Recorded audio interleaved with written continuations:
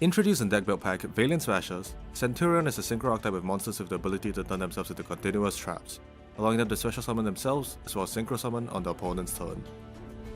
Unlike the other decks released in the same pack, Centurion has made a decent showing upon its release, and while it may not be the deck to beat, it certainly is one to keep an eye on.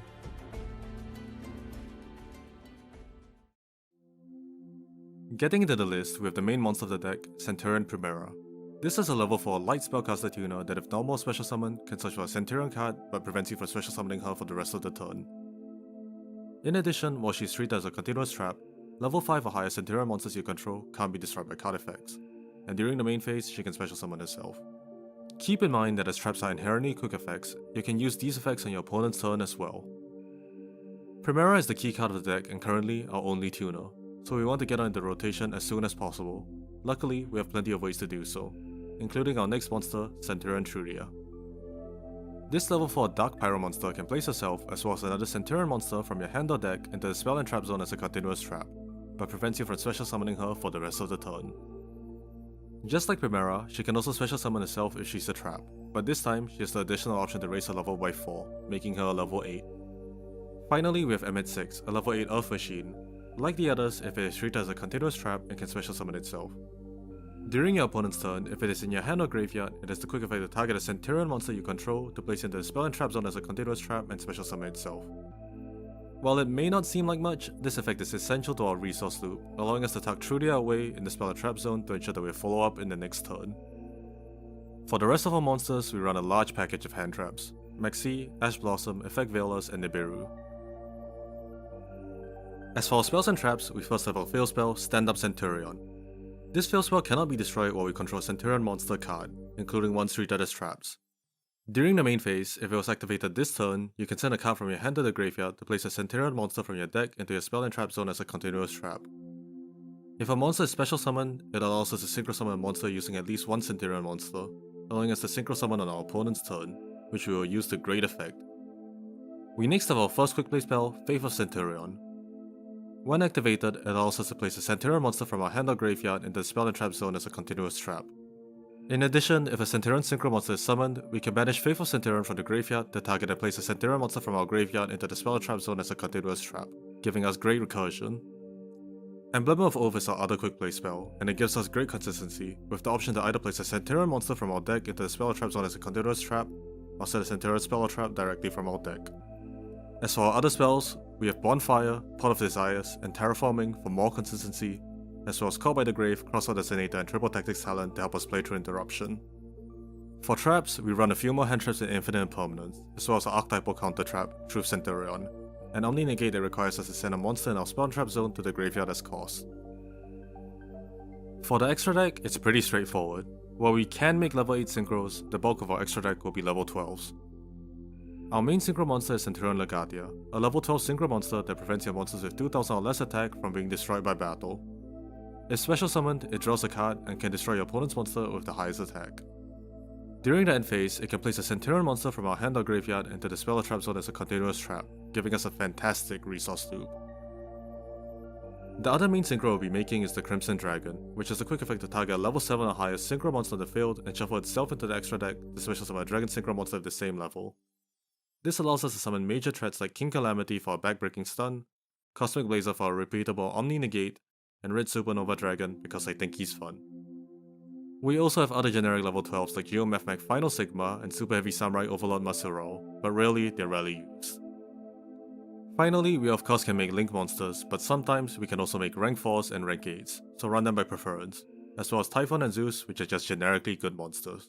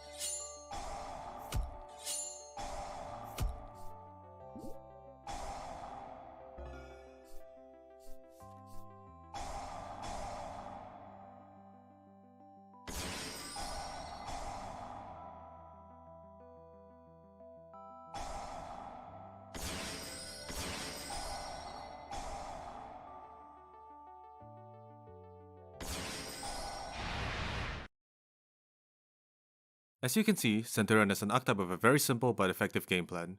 Synchro summon Legatia, then add a level 12 through the Crimson Dragon, then repeat until you win the game. Resolving this once is often enough to win games on its own, as a resolved King Calamity is backbreaking for most decks. And if Centurion manages to get their resource loop online, they can do this turn after turn. That is, if they can get going.